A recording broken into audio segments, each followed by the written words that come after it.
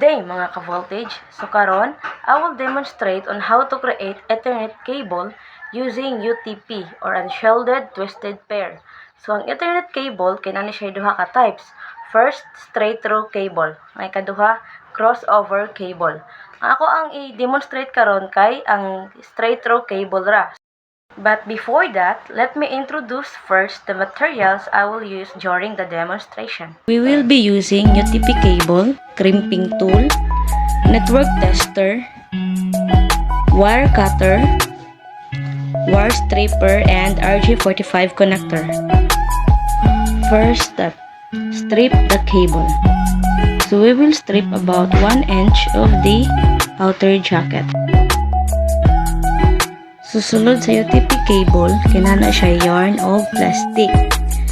So, since dili man na siya gamiton, so ato na siyang putlon. Dayon, ato ang i-twist ang mga wire nga nasa sulod.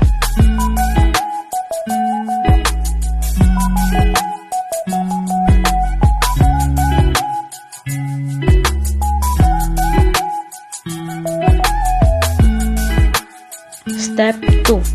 Arrange the wires.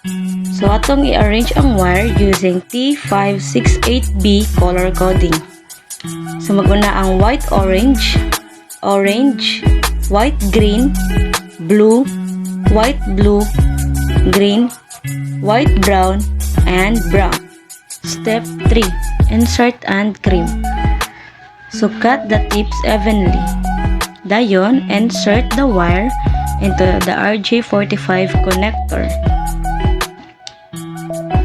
I-make sure nimo nga ang wire reaches the end of the RJ45 connector.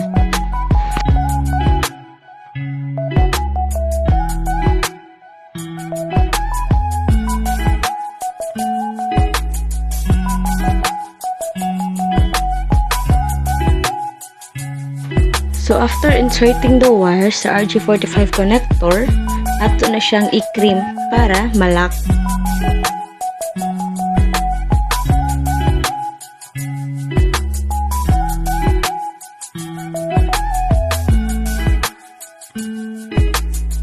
So repeat the same process for the other end using T568B color coding gihapon.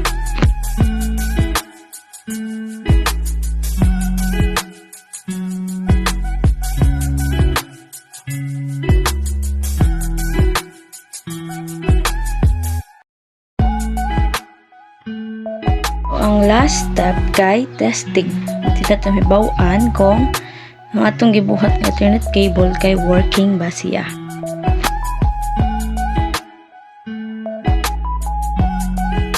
Para mahibaw-an no, kung working ba ang atong gibuhat, dapat all lights from 1 to 8 kay mo blink in order. This is it, pansit.